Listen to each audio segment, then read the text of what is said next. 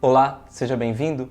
Nesse vídeo, iremos meditar sobre a liturgia da palavra do quinto domingo do tempo comum, do ano C. Neste domingo, a Igreja coloca diante de nós, na liturgia da palavra, 3 relatos de vocação. Na primeira leitura, nós temos o chamado de Isaías. Na segunda leitura, nós temos a vocação de Paulo. E no Evangelho, nós temos o chamado dos primeiros apóstolos, mas com um destaque especial para a vocação de Pedro. Esses 3 relatos de vocação, eles são precedidos por uma teofania, ou seja, por uma manifestação de Deus. Antes de Deus confiar uma missão aos seus eleitos, Deus primeiramente se revela, Ele se dá a conhecer, mostra quem Ele é e faz com que aqueles que são vocacionados, aqueles que são chamados, façam uma profunda experiência dele. Porque é essa experiência de Deus que irá sustentar todo o desenvolvimento desta vocação, toda a resposta desta vocação. É a lembrança dessa experiência de Deus que sustentará cada vocacionado da Bíblia e cada vocacionado ao longo da história nos momentos de dificuldade e nos momentos de desafio.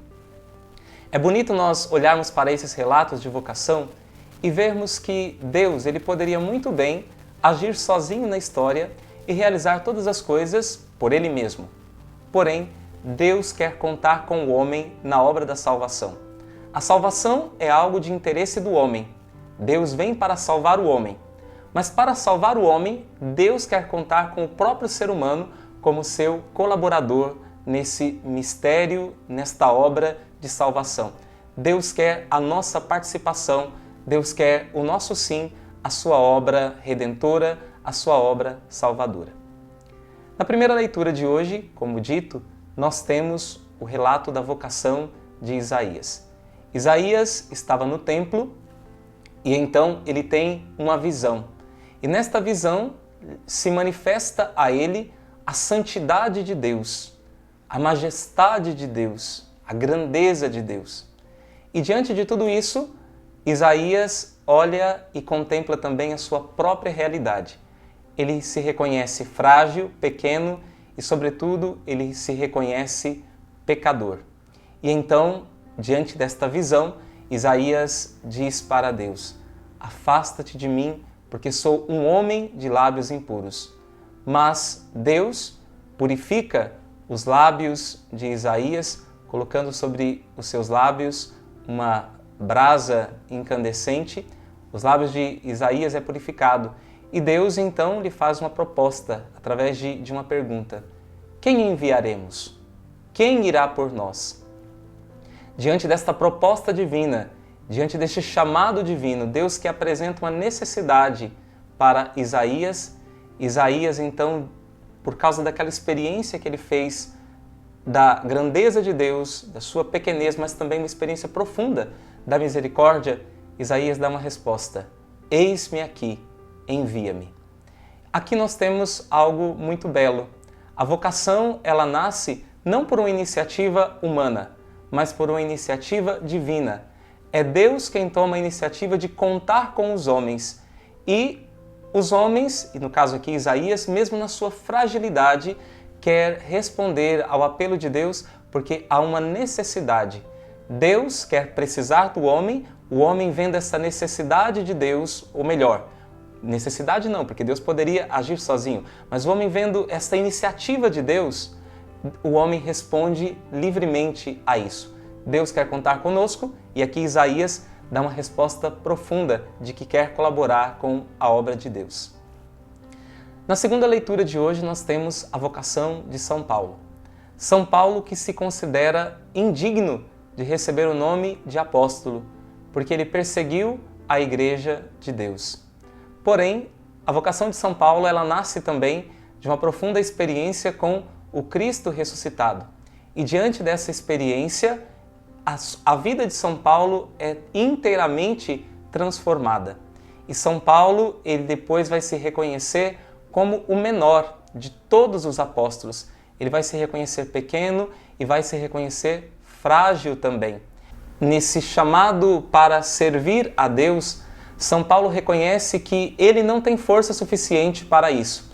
Num determinado momento, São Paulo vai falar que ele experimenta na sua própria carne como que um espinho a atormentá-lo. E que 3 vezes ele rogou a Deus que tirasse isso dele, essa fraqueza, essa fragilidade humana, e Deus lhe diz: basta-te a minha graça, porque é na tua fraqueza que se manifesta toda a minha força. Nós vemos que Deus ele quer contar com os seres humanos, apesar da sua limitação e apesar da sua fraqueza, para que em tudo se manifeste a graça de Deus, para que em todo tempo seja o próprio Deus a agir através da impotência humana, através daquilo que é o limite humano, Deus manifesta toda a sua grandeza. A experiência também dos primeiros apóstolos, e especialmente no Evangelho de hoje, a experiência de São Pedro, é também uma experiência de teofania, uma experiência com Cristo. Cristo que senta-se na barca de Pedro para pregar ao povo que o seguia, e depois Jesus faz com que Pedro vá para as águas mais profundas e lance a rede para a pesca, e ali acontece uma pesca milagrosa, ali acontece um grande milagre. Pedro já havia pescado a noite inteira e não havia conseguido nada. Então aqui nós vemos que o esforço humano, sem a graça de Deus, não é nada. Então a vocação ela não é um esforço humano. Ela não é simplesmente composta por ações humanas, mas ela é um movimento da graça divina em nossa direção que faz com que as nossas ações sejam realizadas com êxito, porque conta com a força e o poder de Deus. As ações humanas por si mesmas, elas não têm consistência nenhuma. Elas são apenas esforço vão. Diante dessa manifestação do poder de Cristo, Pedro cai ali aos pés de Jesus e reconhece que ele também é pecador. Ele reconhece que ele não é digno de experimentar aquela graça. Mas Jesus, a partir daquele momento, diz: Pedro, de hoje em diante, tu já não serás mais pescador aqui nesses lagos, mas tu serás pescador no mundo. E Pedro, então, e também os outros primeiros apóstolos, largam imediatamente as redes e se colocam à disposição de Cristo. E é muito interessante que, uma vez que eles foram vocacionados, eles passarão a vocacionar. Uma vez chamados, eles passarão a chamar outros para fazer parte do reino de Deus. É sempre assim a história de toda vocação, a história de todo chamado. Nenhum chamado é vivido na solidão. Nenhum chamado é vivido sozinho.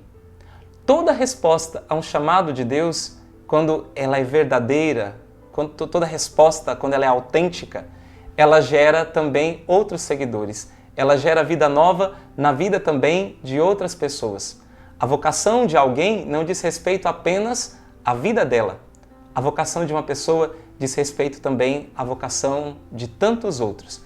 É assim, por exemplo, a vocação de um sacerdote na igreja, do seu sim, do sim ao seu chamado, depende também aqueles que lhes são confiados. Mas, por exemplo, também da vocação matrimonial, da vocação de um pai, de uma mãe, depende também a vocação e o chamado dos seus filhos. Então, um chamado, ele nunca é vivido de maneira isolada. Todo chamado, ele é, por assim dizer, fecundo, ele gera vida nova.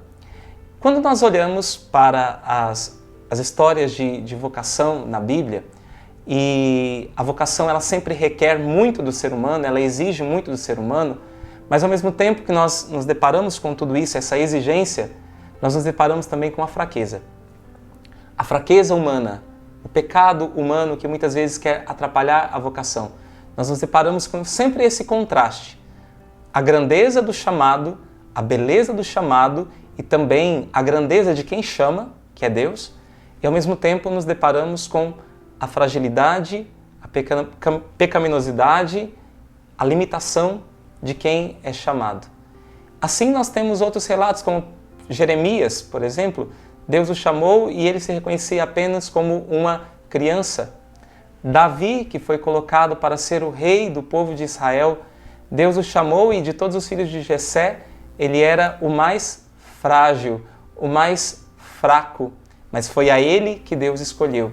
Porque Deus, como diz a Samuel, Deus olha o coração, enquanto o homem vê apenas a aparência. E no próprio relato da vocação e do chamado da Virgem Maria, nós reconhecemos isso também. A grandeza de quem chama e a pequenez de quem é chamado. A Virgem Maria vai dizer, ele olhou para a pequenez de sua serva. E depois ela vai reconhecer que o Todo-Poderoso fez nela grandes maravilhas. Por que é que Deus escolhe homens e mulheres frágeis, pecadores, limitados, cheios de defeitos e lhes confia grandes missões? Lhes confia até uma grande autoridade sobre uma família, sobre um povo. Por que é que Deus escolhe homens nessa situação, se Ele, sendo todo-poderoso, poderia resolver e fazer tudo de uma forma muito mais fácil? Como eu já falei, Deus quer contar com a participação humana na obra da salvação. Santo Agostinho vai dizer, o Deus que nos criou sem nós, não quer nos salvar sem nós. Mas, em segundo lugar, Deus usa da fraqueza humana para manifestar o seu poder e a sua força. Então, quando os vocacionados da Bíblia, vendo a sua fragilidade, e eles também vendo aquilo que Deus realiza através deles e neles, eles não têm motivo para sentir orgulho. Eles olham para si e reconhecem que aquilo que foi realizado não foi realizado por força própria, não foi realizado simplesmente por um esforço humano, mas foi realizado pelo poder, pela potência da graça divina agindo na vida deles. Então eles não têm motivo para sentir orgulho. E por isso, todo verdadeiro vocacionado é alguém humilde. É alguém que se conhece. A pessoa humilde é aquela que anda na verdade, como dizia Santa Teresa d'Ávila. A humildade é andar na verdade. O verdadeiro humilde, ele se conhece. Ele conhece as suas grandezas, os seus dons, mas conhece também as suas baixezas, os seus defeitos, os seus limites. Então ele sabe quem ele é. Então, toda vocação também é uma experiência de aprendizado humilde, mas de reconhecimento de que é a graça de Deus quem tudo realiza, quem tudo faz. Nesse sentido, nós temos na história da Igreja, só para citar alguns santos, nós temos dois santos que experimentaram esta realidade da vocação na sua pequenez. São Francisco de Assis é um deles. Certa vez, chegaram para São Francisco e perguntaram, Francisco, por que é que Deus te chamou? E aí ele respondeu, porque não tinha outro pior. Aqui nós reconhecemos e vemos que São Francisco, ele reconhece a sua minoridade, ele reconhece a sua pequenez e ele reconhece a grandeza de Deus que o chama. Por isso, a ordem que ele funda é a Ordem dos Frades Menores, porque ele se reconhece o menor de todos, o mais incapaz, mas ele reconhece a precedência, o primado do chamado divino e da graça divina. Uma outra grande santa, que é uma santa dos nossos tempos e que fez essa experiência profunda também da vocação, foi Santa Teresa de Calcutá. Santa Teresa teve um chamado muito profundo, porque ela já era religiosa, trabalhava no ramo da educação, e ela, viajando de trem pelas estradas de Calcutá, ela percebeu então a miséria, a pobreza daquele povo e ela sentiu um grande chamado para, em nome de Deus, cuidar daqueles que eram os últimos. E Santa Teresa vai exercer um trabalho maravilhoso de caridade, de doação de vida em favor daqueles últimos da sociedade indiana. Mas já na sua velhice, certa vez, o diretor espiritual de Santa Teresa de Calcutá se dirigiu a ela e perguntou, Irmã Teresa, a senhora é uma mulher conhecida em todo o mundo. A senhora já foi recebida por reis, por rainhas. A senhora já teve a oportunidade de estar com o homem mais poderoso do mundo, o presidente dos Estados Unidos. A senhora é a queridinha do Papa. Ele a estima muito. O que a senhora tem a dizer de tudo isso? Como a senhora vê o seu chamado? Como a senhora vê a sua vocação e tudo isso que Deus lhe concedeu? Santa Teresa se dirigiu para aquele padre, seu diretor espiritual, e respondeu, Padre, se Deus encontrasse uma mulher mais fraca que eu, mais frágil que eu, mais pecadora do que eu, certamente ele teria chamado esta mulher para fazer a sua obra, e não eu. Aqui nós reconhecemos que, diante do chamado de Deus, aqueles que são verdadeiramente chamados se reconhecem pequenos, se reconhecem limitados, se reconhecem pecadores, mas dão um primado à graça de Deus. Nesse sentido, o Papa Bento XVI, numa das suas catequeses, ele nos ensinava o seguinte, que a vocação ela não é um merecimento humano. E ele diz o seguinte, o homem não é o autor da sua própria vocação, mas da resposta à proposta divina. A debilidade humana não deve causar medo, se é Deus quem chama. É necessário ter confiança na força de Deus, que age precisamente na nossa pobreza. Por isso, aqueles que recebem o chamado de Deus, eles não devem se concentrar nos próprios limites. Eles não devem olhar para si mesmos, mas eles devem olhar para aquele que os chama. É tirar o olhar de si, é tirar a si mesmo de foco, é sair de cena para que Deus seja tudo em nós, para que Deus haja em nós. Então nós sabemos que a graça de Deus é muito maior que o pecado humano. A graça de Deus é muito maior que a fragilidade humana. São Paulo, na carta aos Romanos, ele vai dizer, onde abundou o pecado, superabundou a graça de Deus. Aonde a grande a limitação humana, maior, muito maior, é a força e a graça de Deus.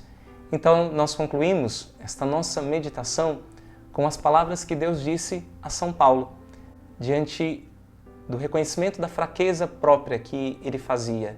Deus vai lhe dizer, basta-te a minha graça, porque é na tua fraqueza que se manifesta toda a minha força. O que é que um vocacionado precisa fazer? Precisa apenas se colocar à disposição de Deus. Precisa apenas se colocar à disposição de Deus. Santo Inácio de Loyola, ele diz, nós não ousamos imaginar o que é que Deus faria de nós se nós simplesmente nos colocássemos à sua disposição. Todo vocacionado deve dizer apenas isso. Sim a Deus.